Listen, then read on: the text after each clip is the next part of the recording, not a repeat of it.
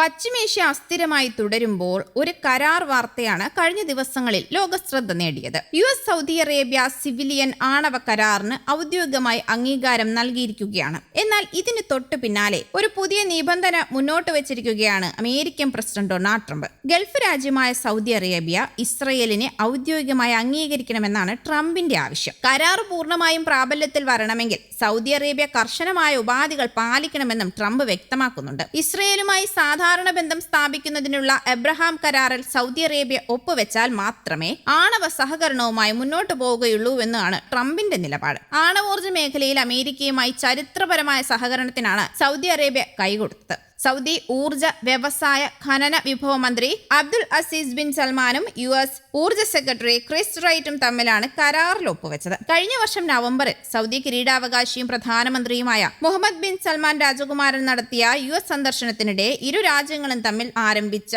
ഉഭയകക്ഷി ചർച്ചകളുടെ തുടർച്ചയായാണ് ഈ സുപ്രധാന കരാർ നിലവിൽ വന്നത്. സമാധാനപരമായ ആവശ്യങ്ങൾക്കായുള്ള ആണവോർജ ഉപയോഗം പ്രോത്സാഹിപ്പിക്കുന്നതിനൊപ്പം തന്നെ ഇരു രാജ്യങ്ങളും തമ്മിൽ വിജ്ഞാനവും അത്യാധുനിക സാങ്കേതിക വിദ്യകളും കൈമാറാൻ കരാർ ലക്ഷ്യമിടുന്നുണ്ട്. രാജ്യാന്തര ആണവ സുരക്ഷാ മാനദണ്ഡങ്ങളും ആണവായുധ വ്യാപന വിരുദ്ധ നിബന്ധനകളും പൂർണ്ണമായും പാലിച്ചായിരിക്കും പദ്ധതികൾ നടപ്പിലാക്കുക. ഊർജ്ജ സ്രോതസ്സുകളിൽ വൈവിധ്യവൽക്കരണം കൊണ്ടുവരാനും അത്യാധുനിക സാങ്കേതിക വിദ്യകൾ വികസിപ്പിക്കാനും ഊർജ്ജ മേഖലയിൽ പുതിയ നിക്ഷേപ അവസരങ്ങൾ സൃഷ്ടിക്കാനും കരാർ വഴി തുറക്കുമെന്നാണ് പ്രതീക്ഷ. അതിനിടെയാണ് ട്രംപ് ട്രൂത്ത് സോഷ്യലിലൂടെ തന്റെ നിലപാടിപ്പോൾ വ്യക്തമാക്കിയിരിക്കുന്നത്. അമേരിക്കയുടെ ആണവോർജ്ജ നിയമത്തിലെ സെഷൻ 123 പ്രകാരമുള്ള സിവിൽ ആണവ സഹകരണ കരാറാണ് 123 എഗ്രിമെന്റ്. അമേരിക്ക മറ്റൊരു രാജ്യത്തിന് ആണവ റിയാക്ടർ സാങ്കേതിക വിദ്യ, ഇന്ധന വിതരണം, ഉപകരണങ്ങൾ, പരിശീലനം തുടങ്ങിയവ നൽകണമെങ്കിൽ ആദ്യം ഈ കരാർ നിർബന്ധമായും ഉണ്ടാകണം. ഇന്ത്യയും 2008 അമേരിക്കയുമായി 123 കരാർ ഒപ്പുവെച്ചിരുന്നു. അതാണ് പിന്നീട് ഇന്ത്യ അമേരിക്ക സിവിൽ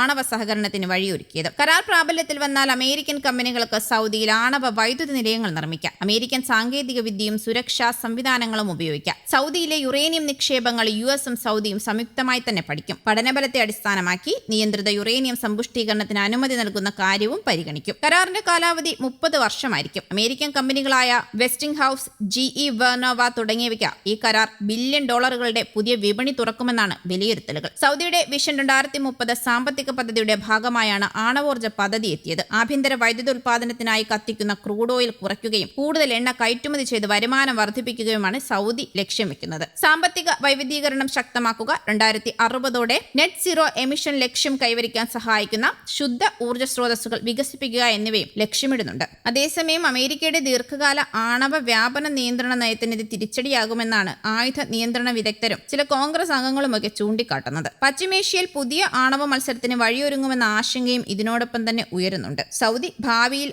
ആയുധശേഷിയിലേക്ക് നീങ്ങുമെന്ന ആശങ്കയും പൂർണ്ണമായും ഇവിടെ തള്ളിക്കളയാനുമാകില്ല. അതിനിടയിലേക്കാണ് ട്രംപ് ഇപ്പോൾ ഇസ്രയേൽ ആവശ്യവുമായി മുന്നോട്ട് വരുന്നത്. ഇത് പശ്ചിമേഷ്യയിൽ പുതിയ ആശങ്കകൾക്കാണ് വഴിവെക്കുന്നത്.